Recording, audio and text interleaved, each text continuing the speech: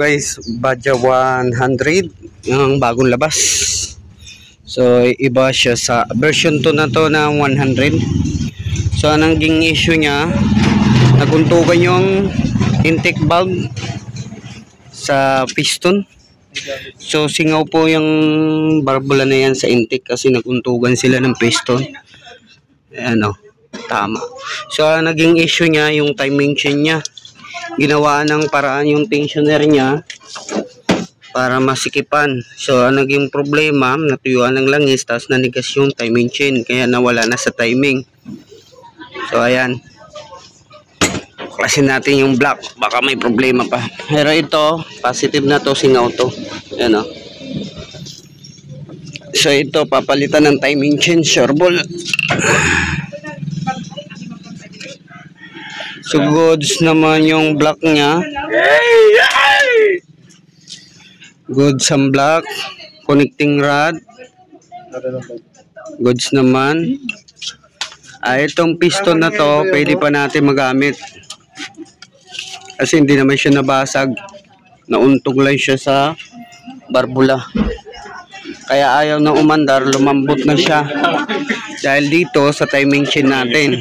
Yan na. At makita nyo itsurang ganyan na ang timing chain nyo, sure ball na po, sira na po yan. Nagkakadahilan lang to nagaganito yung timing chain natin dahil sa langis, ano?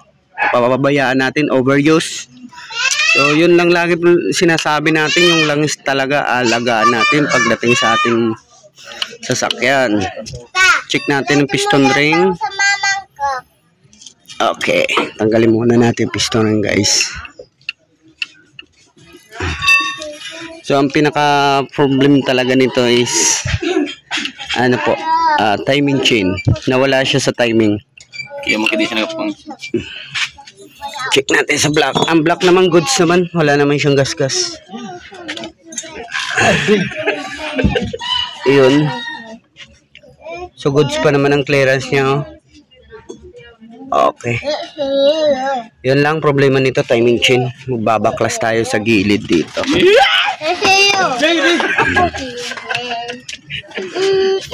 Tapos papalit tayo ng barbula or try natin kung pwede pa gawa ng paraan, ano, i-grind natin para walang singaw. Sure ball po, singaw po to or baluktot tong barbula na to. So kung mangyari, papalitan natin. Pag gustong to, palit tayo ng barbula, baluktot ang barbula natin, oh. Baluktot po yan kasi nauntog sa piston. So papalitan natin na yung pares na yan, one set.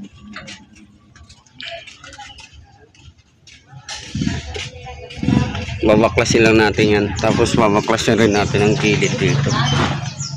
Nakakasira pa sa kanya sa timing chain yung langis natin. Tingnan nyo, overuse to, napakaitim.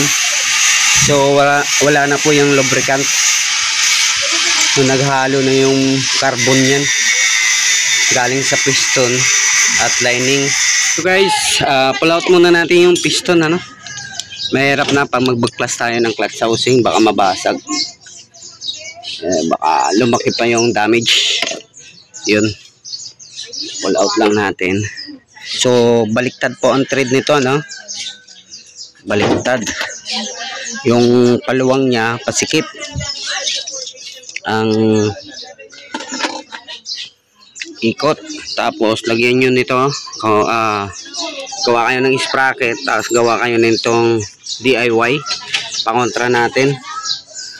Pag ikot, yan ang kukontra. Tapos ikakambyo nyo ng tercera. Castle yung ano nya, castle nuts gamitan natin. Eto, kuha tayong castle.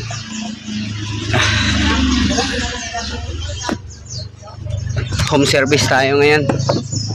So pull out muna natin. So ito ang gagamitin natin, castle range. Baliktaran yan.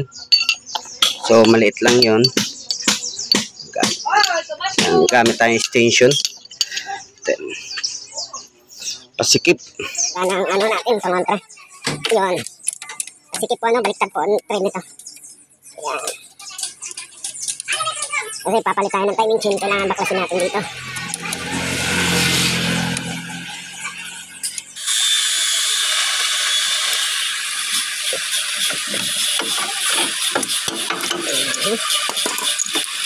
Okay.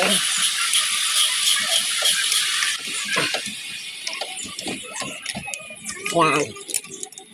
Ganun lang. Kailangan may pangontra kayo. Hugutin yan, buo. So, dalawang washer yan sa clutch housing natin, ano? Ayan. Magkamali kayo. So, ito timing chain. Baklasin na natin.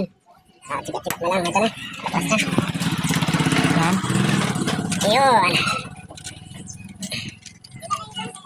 Okay. Ito na timing. So guys, andito na ang timing chain. Tingnan nyo yung tsura. Grabe. So, andito na po yung bago na timing chain natin, ano? Susukatin natin yung haba. Tingnan nyo naman, oh. Ayaw na umunat. Yung itsura ng timing chain. At tingnan nyo guys, yung bago sa luma, ay sa sira. Oh, ayan, oh. Umuhulog lang siya. Ayan, oh. Ayaw na. Ayaw na ano, haluktot, eh. So, chichik lang natin yung haba niyan. Ganito lang guys pag nag-check tayo ng timing chain, ano, sukatin natin. Tingnan mo yung luma, oh, napakahaba, ayan. So palitan na talaga. So yun lang. Tapos yung barbula clearing na. Andito chinik ko yung clutch hub nya. Tingnan yung clutch hub nya, oh. Damage rin, pati yung clutch wheel. Yung clutch housing, okay naman. So, lining niya, ang iba, wala na talagang spline. Tulad nito. Oh, walang spline, oh.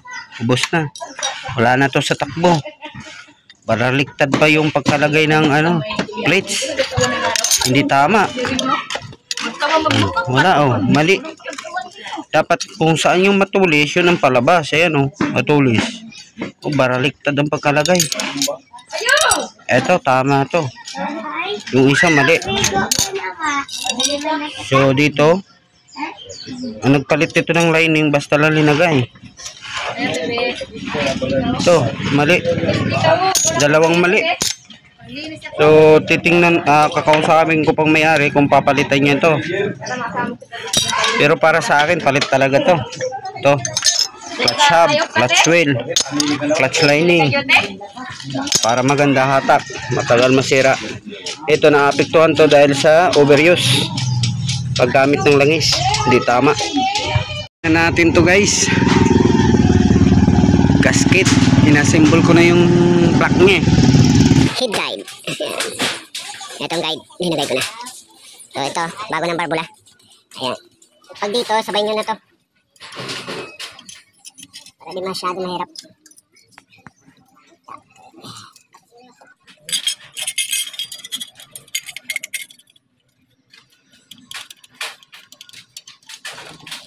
Ito maiksi. Dito.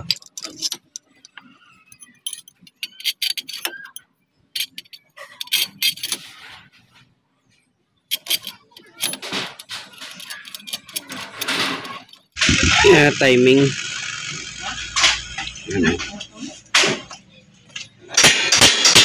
Huwag ka mang video.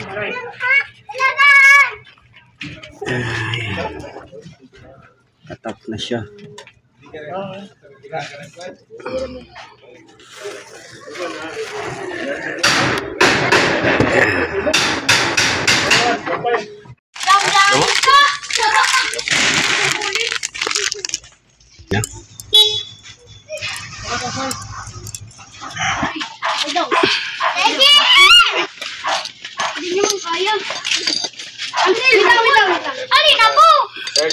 Bulong! Bulong! Dala bulong! Ah! Tulong!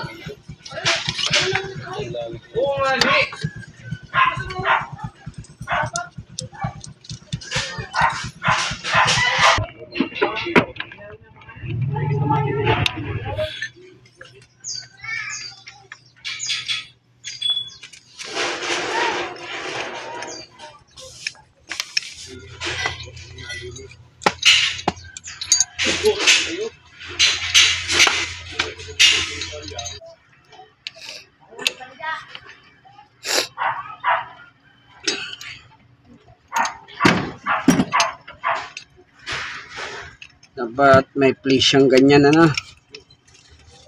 Para mag-release yung clutch. TV nakaganto na kayo. Okay. Filter sa clutch. Tapos washer, may washer dito. Hindi ka pumakalo.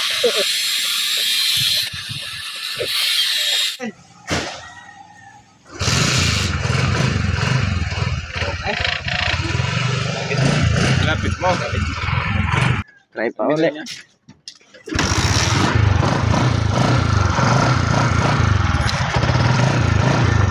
Okay na. Ano, smooth na. O, ayan, may-ari oh. Shout out sa'yo. Shoutout sa imo. Salamat. Ginayos mo naman ang akong motor. Shoutout nga pala kasi inaayos mo naman yung motor ko. Okay. So, ayan na guys. Okay na.